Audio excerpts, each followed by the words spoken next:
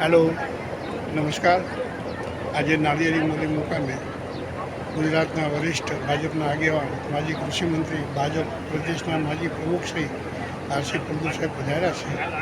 તેની સાથે ક્ષણિક લાભ ઇકો સેન્ચુરી ઝોન વિશે થોડું જાણવું છે. તો પહેલાં ને પ્રભુ સાહેબને એક મિનિટ સાંભળીએ. આજે ઉના તાલુકાના લગભગ 50-57 ગામ ગીર ગઢડા તાલુકામાં જુદા થયા. એમાંનું એક એટલે શ્રી નાળિયેરી મોલી ગામે ભગવત સપ્તાહમાં આવવાનું થયું. શ્રી ડોગરિયા પરિવાર આયોજિત ભગવત સપ્તાહમાં મને નિમંત્રણ હતું અને અમે એનો સ્વીકાર કરી અને આવવાનું સદભાગ્ય ગણ્યું. આજે અહીંયા આવી અને 5 ભગવત નામ સાંભળવાનો અવસર પ્રાપ્ત થયો. એના ધન્યવાદ છે ડોગરિયા પરિવારને. અને આવા સુંદર મજાના સાંસ્કૃતિક વિરાસતની ધરોહર સાચવનારા ગામને ખરેખર અહીંયા આવી અને હું ધન્યતા અનુભવું છું, અભિનંદન કરું છું. આજે અહીંયા આવવાથી મને મારા જીવનમાં બીજી વખત નાળિયેરી મોલીમાં આવવાનું થયું. બહુ સરસ. અને ખરેખર આવવાથી મને ખૂબ આનંદ થયો છે. હવે અહીંના ગ્રામજનોનો કાંઈ પ્રશ્ન હોય તો હું ભાજપનો એક કાર્યકર્તા છું, એ નાતે સાંભળીશ. હવે તમને હું 2 પ્રશ્નો કરું કે જો ગ્રામજનોનો એક પ્રશ્ન હોય તો અહીંના અમારા 2 પ્રશ્નો છે. અમારા વિસ્તારમાં ગીરગઢડા તાલુકો જુદો પડ્યો, પછી ધોકડવાથી સાણાવાતિયા ગામ આવે એ લગભગ ઓછામાં ઓછું 30 કિલોમીટરનું અંતર આવે.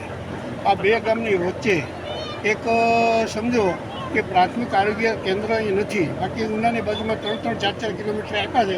અમારા 20 કિલોમીટરમાં ધોકડવા આવે. પછી આ વિસ્તારમાં જે શાંતરાઈ ઉના તાલુકામાં આવે, આપણા વિસ્તારમાં નથી. તો એક પ્રાથમિક આરોગ્ય કેન્દ્ર CHC સેન્ટર પૂરીએ. બીજું CHC મોટા ભાગે તાલુકા સેન્ટર ઉપર મળતું હોય છે. એટલે નવનિર્મિત તાલુકો છે ગીર ગઢડા તાલુકો, એટલે ત્યાં CHC મળે. PSC પ્રાથમિક આરોગ્ય કેન્દ્રો છે એ ગ્રામીણ ક્ષેત્રમાં જે અટાણાના કેન્દ્ર જેવા મોટા ગામો હોય એ આરોગ્ય વિભાગની દૃષ્ટિથી એવા ગામોને પસંદ કરી અને ત્યાં પ્રાથમિક આરોગ્ય કેન્દ્રના ભવનો થતા હોય છે. ગુજરાતની અંદર જ્યાં જ્યાં નવા જિલ્લા અને નવા તાલુકાનું પુનર્વસન થાય છે ત્યાં સરકાર છે એ ક્રમાનુસાર દરેક વખતે દર વર્ષે બજેટમાં જોગવાઈ કરી અને નવી સુવિધાઓ જે બાકી છે એ સંપન્ન કરાવતા જતા હોય છે.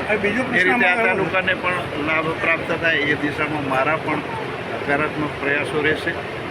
રાજ્યના આરોગ્ય મંત્રીશ્રીના પણ ધ્યાનમાં મૂકીશ અને માનનીય મુખ્યમંત્રીશ્રીના પણ અમારો એક બીજો પ્રશ્ન છે કે બીજો અમારો કે જે પશુ આરોગ્ય કેન્દ્ર હોવું જોઈએ આ વિસ્તારમાં, તો આ વિસ્તારમાં 32 કિલોમીટર એરિયામાં કે પશુ આરોગ્ય કેન્દ્ર નથી.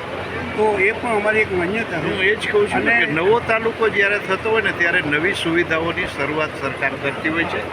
મારા જાણવા પ્રમાણે હજી 4-5 વર્ષ થયા છે આ તાલુકો છે એ ઉના તાલુકામાં. 11 વર્ષ થઈ ગયા છે. 11 વર્ષ થયા અને છતાંય સુવિધાઓ તો શરૂ થઈ ગઈ છે. મને હમણાં ખબર પડી કે સરકારી કચેરીઓ મોટા ભાગની હવે ગીર ગઢડામાં કાર્યરત થઈ ગઈ છે. હવે બાકીની સુવિધાઓ પણ સરકાર કરશે. જે કામ કરતા હોય છે એની પાસે જ પ્રજા અપેક્ષા રાખતી હોય છે અને ભારતીય જનતા પાર્ટીની સરકાર છે એ પ્રજાના પ્રશ્નો છે એને સમજી અને યોગ્ય દિશામાં એના ઉકેલ પણ લાવતી હોય છે. ને એને જ કારણે લોકજીવનમાં આ પાર્ટી વિશ્વસનીય પાર્ટી તરીકે પોતાનું સ્થાન જાળવી રાખ્યું. આભાર સાહેબ. હવે આ વિડીયો બંધ કરું, પછી આપણે એક બીજો બનાવું છું. એમાં 1 મિનિટ, આ પાછો લાંબો વિડીયો થઈ જશે.